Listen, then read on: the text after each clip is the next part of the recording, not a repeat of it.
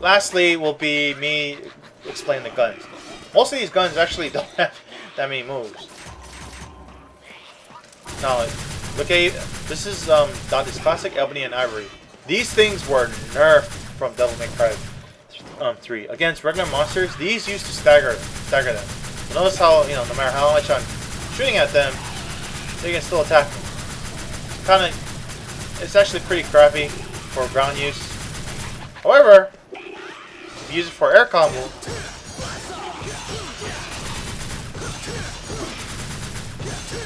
it's a great way of keeping the monster in the air.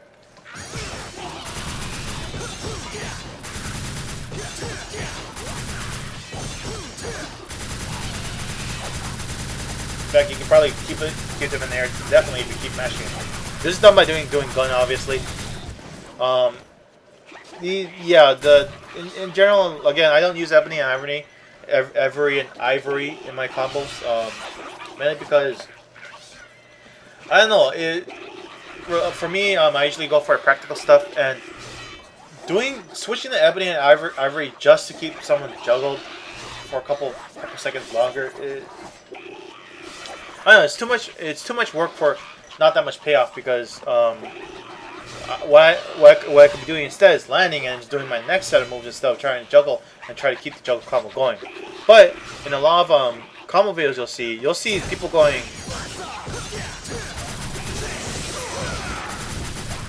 Well, I can't do it, but just juggling them up, using the Ebony Ivory to make Dante actually.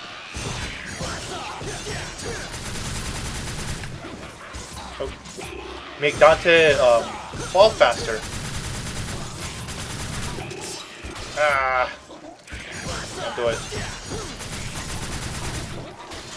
And to keep the combo going so that the monster stays in the air, but Dante's on the ground. And I don't know. It's just in general, I just don't find this very useful. What is useful is when you hit level, if you charge it up, and you have level 3 Ebony and Ivory bot, you can use then. It starts to stagger monsters. See? And it's much more effective at keeping monsters juggled. See? And also it fires much faster. An easy way to access the charge shot, which I do, is just go into double trigger mode because it's automatic charge shot in that mode. So pretty useful for staggering monsters if you charge it up. So if you use the Nero style configuration where you've used L1 for gun, then yeah, this is very useful. But I could not get myself to use that properly, mainly because compared to Nero, I go into and out of double trigger mode a lot more often. I actually need the L1 to be able to switch to double trigger in the middle of my combo. So your mileage may vary. I've seen really good players at EX Thanatos L, I think.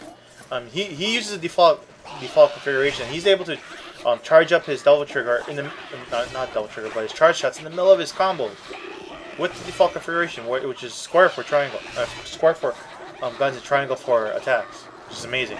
But yeah, not that useful for me.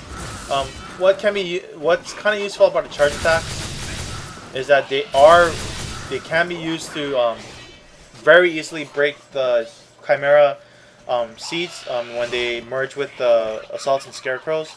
You can use them to disable them. That's what this is really good at. Another thing that it's really good at if you charge them up is on Mephistos and Faust, because they're the same thing as using a shotgun blast to disable them. Using this is very useful, but I'll explain that later in my modes video. Lastly, well not lastly, but next, shotgun. And like from what I've been told, the ground shotgun attacks. There's only 2 attacks. And ground shotgun attacks have been slowed down a little bit. I can't tell. But yeah, what makes the shotgun in this game really useful is because it's really quick way to stagger the enemy. So you can go 1, 2, and then bam. Or if someone's about to hit you, you go like that to knock them out of the way. If you these shotguns are also very useful for if you're fighting those scimitars, those little swords that fly around. One shotgun blast automatically knocks them down. Very useful. You want I'm gonna cover that in a later vid where I explain how to deal with each monsters by type. But yeah, the shotgun is a very good utility weapon. So you can do stuff like launch them up, combo them, and you can use a shotgun blast to finish them off, to knock them away. Like that.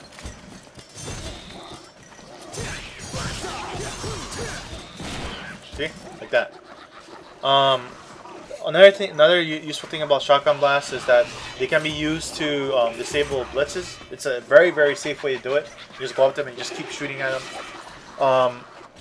They also can be used to knock down or to disable chimera seeds, and it has a double effect of staggering them. So while you're staggering them, you'll be able to disable the chimera seeds that are merged with the Salted Scarecrow. It's great to just interrupt attacks that are happening, like that. It can be used to disable the cloaks off of Mephistos and Faust. I believe it only takes like 3 or 4 shots in Son of Sparta mode or Devil Hunter mode. I don't remember. Takes a little bit more in Dante Must Die mode. It can be used to but break the shields on the Bianco and Alto Angelos. That's basically, if you need something that's a quick get off your move, or if there's something that requires you to break something to do damage, this is what you use. Very useful. What's even better is the charge shot version, automatic knockdown. See? Notice how instead of staggering, it just knocks the guy down. On top of that, when you use the charge shot version, it does much more damage. So you'll sometimes you'll see me going into double trigger mode because I suck at doing the charge shot manually. Because as you guys have heard in my double trigger tutorial, if you double trigger, you get automatic access to charge shots. But yeah, the reason why you see me go into double trigger mode just to do the gunshots is because it is for the charge shots, and these charge shots are, like I said, really good. So you take an already useful game mechanic, you go into double trigger mode, and you make it even better. So something to think about when you're dealing with different kinds of situations that I mentioned. Another reason why Dante is so much more versatile. Another thing they did was, I believe, yeah, they sped up the air shotgun. I believe in the old Devil May Cry 3, you can only do up to 2. Here you can do 3 off of a normal jump, and if you air high, you can do 4. So what's a really good tactic is if you're in the middle of a group and you think you're about to get hit, you jump out of the way and just shotgun them. Very good way of disabling the enemy or getting them off. Okay. Next gun is the Pandora. This is one of the reasons why I like Devil May Cry 4. This is a really badass gun. It's a gun that can turn into other guns. I mean, apparently there's 666 different guns, but the game only gives you access to a few. But whatever. It's a gun in a suitcase, and it frickin' turns into a tank. But I'll get into that in another video. So, Pandora is, like I said, a gun composed of several guns, so it has various uses. Okay, its main attack is, let's see, it's called the... Oh, I wrote this down somewhere. Crap. I swear I wrote it. Oh, here we go. Its main attack is... The regular attack is the Epidemic. This is just you just go up to the guy, press triangle, and press square. And the good thing about it is you can hold it. You can hold it, and while you're holding it, if you press up or down on the analog stick, you can direct which way it attacks. You have to let go of R1, let go of the lock on, do it. But it's kind of useful to direct your attacks. Has decent AOE, area of attack, of effect. Can be used to knock down a very tight group of monsters. And obviously you don't get hit by the explosion, so there's no reason not to use it point blank. Because you can't hurt yourself. Very, very useful. Next is the Hatred. To do this, you hold square and you press any combination of right or left 3 times. This is basically a powered-up version of the Epidemic. This is also similar to a missile attack that I believe Dante had with the Keirnoth and Lady's gun. But the reason why it's better is because it does more damage and it has crazy range. Look at that. And it has decent, okay AOE. Maybe even similar to the Epidemic. I use this. Oh yeah, also both the Epidemic and the Hatred can do the same things as the shotgun, the Coyote, where you know disables cloaks, disables Chimera seeds, and so on and so forth. So again, similar uses that you can use. So this is basically the Epidemic, but it does more damage, has more range, disables cloaks and stuff like that much faster. Use it as such. And of course, if you let go of R1 while you do this, you can direct which way it goes. Very useful. Lastly, well not lastly, thirdly, is the Revenge. This is just a messed up attack. You hold circle. First you go into Hatred, so you press right, and any combination of right or left, and then you do 2 360s. So 720, and it basically fires a giant frickin' laser, and it has a really, well not really, but it has a pretty wide berth to it, so you can use it to basically mow down a line of monsters. So what I do sometimes, as you may have seen in my video, is I use a stinger to knock a bunch of them down, and then I jump back, and then I do the Revenge. This is really, really good at building mirror. Let me turn off the unlimited Pandora mirror. Oh. I'm gonna have to unload the missiles. I'm gonna show you that later, or explain that to you later. If you can get the monsters lined up just right, you can use this to build a ton of meter. Look at that. Built maybe almost 1/4 of the meter just from one attack. This is very, very good at clearing out clumps of enemies. If you see in my Bloody Palace video, I use this to clear out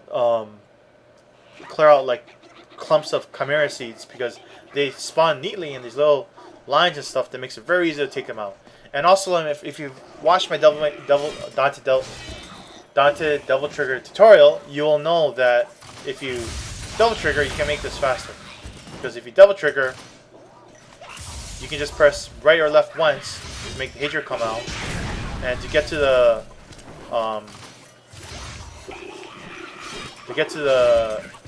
Revenge part, press 361. So very easy to do it. Very, very easy. So yeah, use the Revenge for crowd control in the line. It has the same kind of use as Drive does, which I'll explain to you guys later. Use of. which is to just knock down a bunch of enemies and do a lot of damage at the same time. That's pretty much it. That concludes my Dante tutorial, where I explain all the weapons to you and their basic uses. My next tutorial will be the 4 modes. I'll be explaining all the additional moves that you get in the 4 modes and what they do, their properties, where you can cancel all of them, in what situations I usually use in them. Same for Gunslinger, for all the moves that you get in Gunslinger, the trickster stuff, what you can use for trickster, and same for Royal Guard. Royal Guard is actually a really underrated style. I haven't used. In my first year playing Devil May Cry 4, I did not use Royal Guard because I had no idea how useful it was. Before I head out, I also need to explain the Jealousy to you. The Jealousy is a chain gun. It fires bullets that are very similar to Ebony and Ivory, and it does really crap damage. Same uses as Ebony and Ivory, just use it as like a combo filler. But only problem is it ends up doing 4 or 5 shots, and you cannot interrupt it in the middle of it. See, you have to let the 4 or 5 shots go. So be very careful. What you normally see me do in my gameplay videos when I use Jealousy, remember it's air and square, is to actually go into Devil Trigger mode, because Devil Trigger mode you get access to the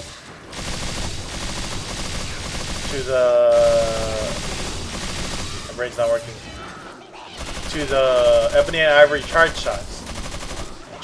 This charges up in Devil Trigger mode. Your Jealousy shots charge up, and when they charge up, you can use them for the same reasons why you can use the Ebony and Ivory shots, which is to break armor and whatnot. So pretty useful. Also, if you let me turn on the Devil Trigger again. This is actually a really fast way to build up meter 2, because the shots fire really quickly. Even if you don't know how to jump cancel, you just keep jumping and keep doing this. You charge up your disaster gauge faster. See? Pretty effective.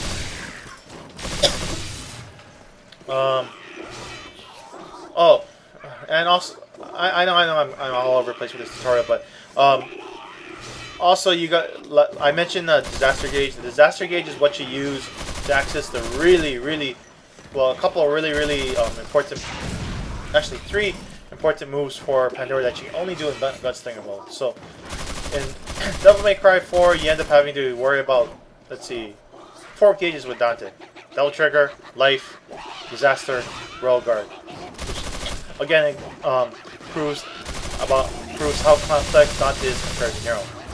But this is each of the moves that he has fills up that pink gauge over there,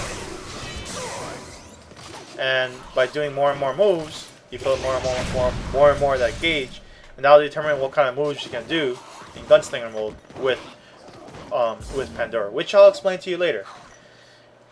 Anyway, I think that about concludes my my tutorial. I know it's very long-winded, but again, there's so much to explain with Dante because he's so complex, and this tutorial is meant to give you a play-by-play breakdown of all his moves and what situations you should use them for, the properties of each move, and so on and so forth, and my personal opinions about the usefulness of these moves. So that's the reason why now you can understand why I wanted to break these tutorials down into multiple parts, because I mean, look at Nero. I was able to explain him in about an hour, but Dante, on the other hand, takes much more time than that. I know this has been really long. If someone has a suggestion for making this maybe a little bit more organized, maybe I'm thinking actually of redoing this and just splitting. Now that I know how long this is, of splitting sections up into weapons. So one one video for Rebellion, one for Gilgamesh, one for Lucifer, and so on and so forth. But until I do that, this is what I'm going to be releasing. I'll probably release a more organized version of it later on. Please rate, comment, subscribe. Let me know what you think needs to be improved. I'm open to suggestions. No trolling, please. It's the internet. I go to Reddit. I go to all sorts of sites. So people do all kinds of stupid stuff. So anyway, let me know what you think. Let me know what I missed. If someone's gonna, I know someone's gonna say this, but I'm gonna be covering Darkstar. It's gonna be in the next section. The weird part about Darkstar is it's like a combination weapon / mode. So I just decided to put it in the mode section because this section is already way too cluttered. So anyway, please rate, comment, subscribe.